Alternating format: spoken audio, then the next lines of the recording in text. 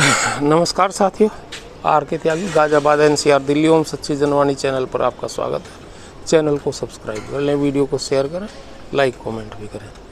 साथियों, ऐसा है कि मैं बड़े चिंता नज़र आ रही है चीज़ों में, और बड़ी शिद्दत से मैं आपको ये बताना चाह रहा हूँ कि जो ये हो रहा है और जो ये चल रहा है कि कभी CJI साहब, chief justice of supreme court जो है, उनका स्टेटमेंट भी आता है रिटायरीज़ के इशूज़ को लेकर के, रिटायरीज़ के मुद्दों को लेकर के भी, और इसके अलावा अन्य एक बार 2-3 बार फाइनेंस मिनिस्टर का भी स्टेटमेंट आया, और BMS वगैरह भी ये कहती रही कि भाई ये मुद्दे हल होने चाहिए। BMS को भी हम एक तरह से यही मानते हैं कि ये गवर्नमेंट के अनुषंगिक संगठन हैं।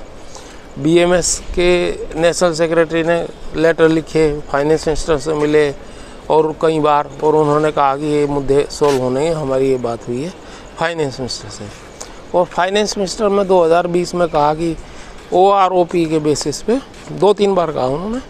एक अधिवेशन में कहा IBA के 73rd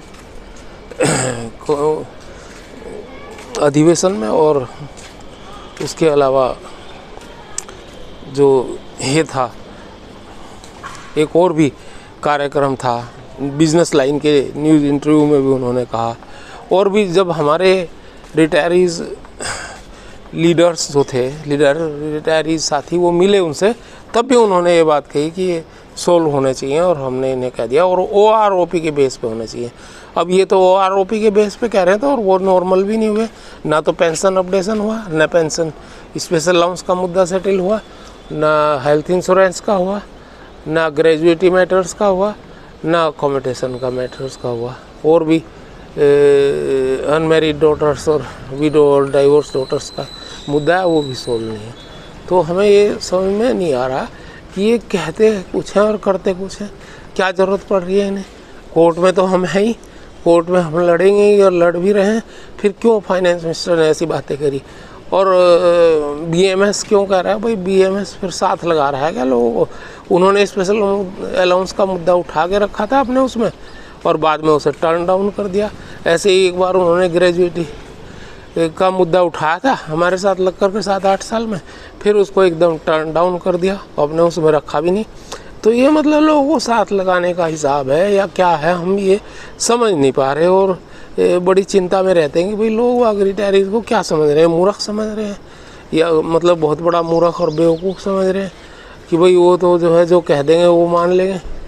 और लोग बाग बड़े टेंशन में रहते हैं इस बात को लेकर के कि हम पढ़े लिखे हैं, इतना हमने टाइम देखा है, 60-60, 70-70, 80-90 साल के लोग हैं, और उसके बावजूद भी ये हमें ये समझ रहे हैं कि हम मूर्ख हैं। हमें कोई भी बहला रहा है, फुसला रहा है और झूठ बोल के चला जा रहा है, निकल रहा है झूठ बोल के। तो ये चीज़ होनी नहीं चाहिए। इनके दिमाग में क्या है हमें नहीं पता। क्यों कहा फाइनेंस मिनिस्टर ने? हम मीडिया के माध्यम से इनसे पूछना चाहते हैं, क्वेश्चन करते हैं कि क्यों कहा इन्होंने कि आपको OROP के आधार पे हम चाहते हैं मिले। कोई ताकत नहीं है, कोई अथॉरिटी नहीं है दुनिया की PM को छोड़ करके कि अगर फाइनेंस मिनिस्टर चाहे और बैंक्स ना करें, IBA ना करें और बैंक्स ना करें उस काम को। हिंदुस्तान के फाइनेंस मिनिस्टर बहुत ताकतवर होता है, PM उसमें वो कर सकता है इंटरवीन, और PM के बिना फाइनेंस मिनिस्टर बोलेगा भी नहीं। इतना मूर्ख तो है नहीं फाइनेंस मिनिस्टर, पढ़ी लिखी महिला है finance minister. Jawaharlal Nehru university से उन्होंने वो किया है अपना इकोनॉमिक्स से पोस्ट ग्रेजुएशन, और भी जो मर्जी किया होगा, और इलेक्शन लड़ने को मना कर दिया, फिर भी उन्हें बना फाइनेंस मिनिस्टर। उन्होंने इलेक्शन लड़ने को मना कर दिया कि भाई मैं नहीं लड़ सकती, that kind of money I don't have. फिर भी उन्हें रखा, और बड़ी उनकी इस मामले में वो हुई कि what is that kind of money, और तब भी उनको इसमें रखा गया है। तो कोई विद्वता होगी उनमें अवश्य, निश्चित रूप से। तो फिर क्यों कहा उन्होंने? फिर FM ने PM से उनकी बात हुई होगी, एक्सक्रेशिया लेके आ गई। क्या है ये एक्सक्रेशिया? ये तो जीरो के बराबर है, जीरो। या 10% मान लो, 0 नहीं मानते तो। इसके अलावा कुछ है नहीं है और कोई इसके लेके खुश नहीं है। हमने बहुत विरोध करा, लिखा, भेजे लेटर्स और ये भी वीडियो वगैरह भी बनाए इस पर और कहा, लेकिन फिर भी ये एक्सक्रेशिया लेकर के आगे। तो ये नितांत बहकावा है और ये लगातार इसमें हम विरोध कर रहे हैं, इसका करते रहेंगे। साथ ही मैं ये भी बता दूं कि CGI ने कहा कि भाई न्याय मिलना चाहिए रिटायरीज को, जो सीनियर सिटीजन और सिटीजन्स, सुपर सीनियर सिटीजन हैं, उनको मरने से पहले न्याय मिलना चाहिए। 1.25 लाख लोग हमारे मर चुके हैं न्याय के अभाव में। ना हमारा पेंशन अपडेशन का हुआ मसला, ना हमारा स्पेशल अलाउंस एनोमली रिमूवल का हुआ, जो भी केस लगे हुए हैं 8-8, 10-10 साल से, ना हमारा दूसरा कोई मसला सेटल हुआ। ग्रेजुएटी मैटर्स हमारे सेटल नहीं हुए। कम्यूटेशन वाला भी पेंडिंग ही चल रहा है। चलो कम्यूटेशन वाला हम एक बार वो कह सकते हैं कि ये अभी नया मुद्दा है, पर हाई कोर्ट में तो है ना ये। और लेकिन ग्रेजुएटी मैटर्स का तो 2018 से चल रहा है और 2 केसेस हमारे हैं और भी लोगों के केसेस हैं। तो ये क्यों नहीं सोल्व हुए? जब चीफ जस्टिस कहते हैं कि भाई तुरंत होने चाहिए, तो क्यों नहीं हुए तुरंत?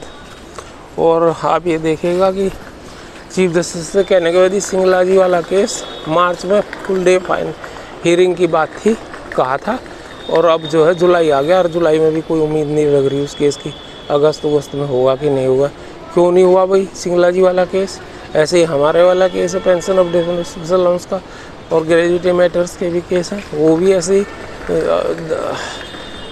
2018 और 2019 से चल रहे हैं वो केस हमारे। 2-3 केस ऐसे ही CBDT का चल रहा है। तो क्या हो क्या रहा है? कहते कुछ हैं, ऐसे ही BMS ने कहा कि हम इसको देखेंगे और ये बात हो गई हमारी फाइनेंस मिनिस्टर से। BMS तो इनका एक वो है, बॉडी है इनकी, BJP की, RSS की है, RSS की BJP है, अनुसंग संगठन है, साथ मिलकर के काम करते हैं, BJP को जिताने के लिए काम करते हैं। हम भी BJP को जिताते हैं, वोट देते हैं, लेकिन हमें मिल क्या रहा? हमें तो लगातार जो है हमसे टैक्स के माध्यम से छीना तो बहुत कुछ जा रहा है। तुम हेल्थ इंश्योरेंस में 1-1 लाख रुपए का इंश्योरेंस ले रहे हो हमारे से, ये कैसी विडम्बना है? पेंशन अपडेशन 25-30 साल से पेंडिंग है, क्या है? और स्पेशल अलाउंस का मैटर 2012 से आपने पेंशन काट के रख दी उन्हें, और गजट नोटिफिकेशन आप अब लेके आ रहे हैं 12 साल बाद। तो फिर 12 साल वालों को दो भाई उस पर, बाकी के तो बाद में देखेंगे चीज़। तो ये तमाम चीज़ें हैं जिनका हम विरोध दर्ज कराना चाहते हैं और रिक्वेस्ट करना चाहते हैं CGI महोदय से, श्री चंद्रचूड़ जी से, कि हमारा सीनियर सिटीजन्स पर दया करें, रहम करें और हमारे इशूज़ को सेटल करवाएं। हमने उनको कई सारी चिट्ठियाँ लिखी हैं, कई सारी, एक नहीं और भी लोगों ने लिखी है। मैंने ही बहुत सारे मेल करे उनके जनरल सेक्रेटरी जनरल को भी, और उनके ये दिल्ली हाई कोर्ट के चीफ जस्टिस को भी ये कहते हुए कि आप हमारी मेल, हमारा लेटर चीफ जस्टिस के पास भेज दें, और उनको डायरेक्ट उनकी पर्सनल मेल पर भी, लेकिन कुछ नहीं हुआ। और हमारे केसेस जो कि तो पेंडिंग चल रहे हैं, जो कि न्याय सम्मत हैं, और उन्हें पेंडिंग इसलिए किया जा रहा है कि तो न्याय मिलने में देरी हो सके और वो एड्रेस ना हो इशूज़ से। तो ये हम इसका विरोध करते हैं वीडियो के माध्यम से भी और लेटर्स के माध्यम से हम करते रहते हैं। और भाई RSS तो इतना बड़ा संगठन है, मैंने कई सारी चिट्ठी RSS जी को भी लिखी है, मोहन भागवत जी को भी। तो श्री मोहन भागवत जी देख लें कि भाई सीनियर सिटीजन्स के लिए क्या हो रहे हैं। वो तो पूरे देश की हर क्षेत्र में अपना दखल रखते हैं, तो इसके लिए भी 2 शब्द बोले हैं, BJP से पूछें। प्रेसिडेंट को भी हमने लिखा, लोकसभा स्पीकर को भी, ओम बिरला जी को भी, पूर्व के कार्यकाल में भी हमने इनको लिखा है। तो ये देख लें। और जो बड़े बड़े मंत्री हैं, नंबर 1, 2, 3, 4, उन सब को भी हमने चिट्ठियाँ लिखी हैं पिछले दिनों में बहुत सारी। तो लेकिन हमारे सोल्व नहीं हो रहे मुद्दे। तो हम रिक्वेस्ट करते हैं कि हमारे मुद्दे सोल्व होने चाहिए। धन्यवाद साथियों। 8588898205 RK त्यागी, गाजियाबाद NCR दिल्ली। ओम नमः शिवाय।